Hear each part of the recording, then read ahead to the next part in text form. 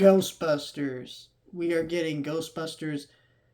Was it Frozen Empire? I'm going to basically review all the Ghostbusters movies.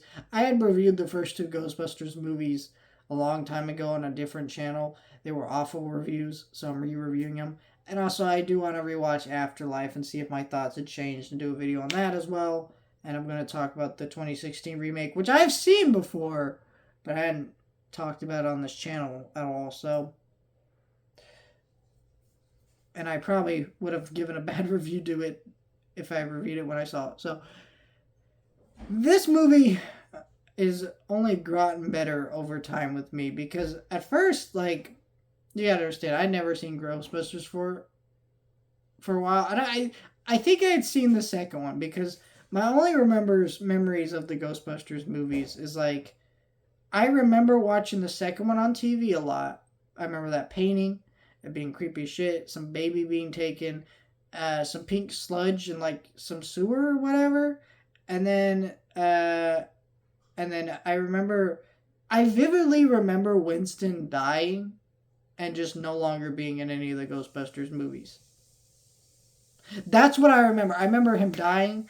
I could be mixing. I know I'm mixing up the memory in my head because he did not actually die. He was, of course, he was in Afterlife. Like if you know these movies, he didn't die, but in my mind, he died. Though I think maybe what it was is we were watching the movie, and I assumed he died as a kid because we didn't finish the movie, or my family was probably watching it on TV at my grandparents' house because I remember this is where it was, and maybe they were talking about the fact that the actor who plays Egon, I don't know, I'm forgetting his name. Was it Harold Ramis? Yeah, I think that's Harold Ramis. Could be mixing up which one's which, but I think that maybe they talked about the fact he was dying, and then I overheard that and mixed that up in my head. I don't know. But that's my only real memories of these movies until 2016 came around. I watched these movies for the first time, and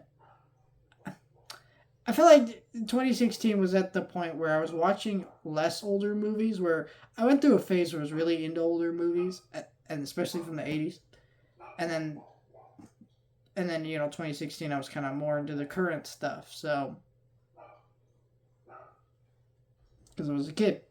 And I liked 2016. I thought it was a good movie. So we all make mistakes. But I really, really sat down and watched this movie again 2 years later. And I've always kind of liked it. But watching it this time, I really loved this movie, man. I really kind of understood the hype for it for the first time ever. Because for a while, I just never got it. Like, the humor never clicked with me. I feel like comedies are weird for me. I feel like comedies, I'll see these comedies everybody loves, everybody laughing at, and then I'll just be kind of like, eh.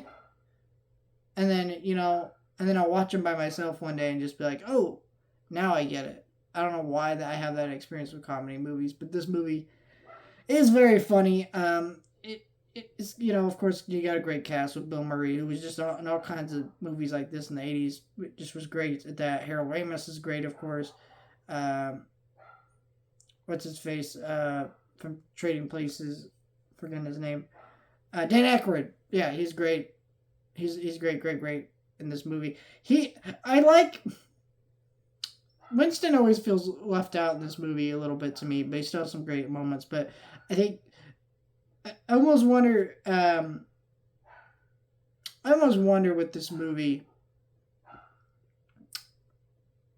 how they even just were able just to get this instant chemistry. I mean, you immediately want more of this group because they're just so good at their chemistry with each other. They feel like lifelong friends throughout this whole movie, even though, except Winston, I guess, because he's new to the group, but he still feels like he fits in perfectly with the group and instantly becomes friends with them. There's a lot of great character dynamics, one-liners, a lot of great scripting. Also, this movie's paced very well and just edited really well. No joke lasts too long, no scene lasts too long. It just moves at a quick pace.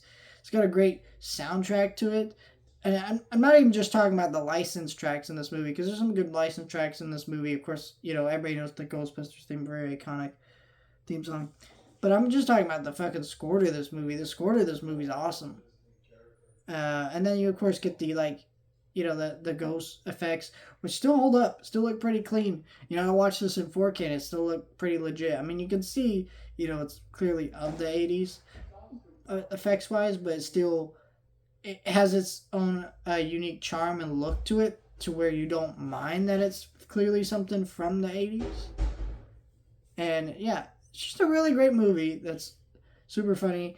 I also really never really got up until this point of seeing this movie that this movie is really a blue collar worker type story, and that's really cool how they're able to, you know, have that dynamic in the show, do some cool things with that. I really enjoyed that vibe within this show. I just thought it was a really, or it's not show, movie. It's a really great movie, and yeah, there's not much to it. Very iconic lines and moments for me. Very quotable movie, of course. It's a great movie. So, it actually makes me excited to watch Ghostbusters 2, but I remember I don't like Ghostbusters 2. Though I might change because, I grew to like this movie more on this rewatch. So, yeah. Let me know your thoughts, like, share, and subscribe.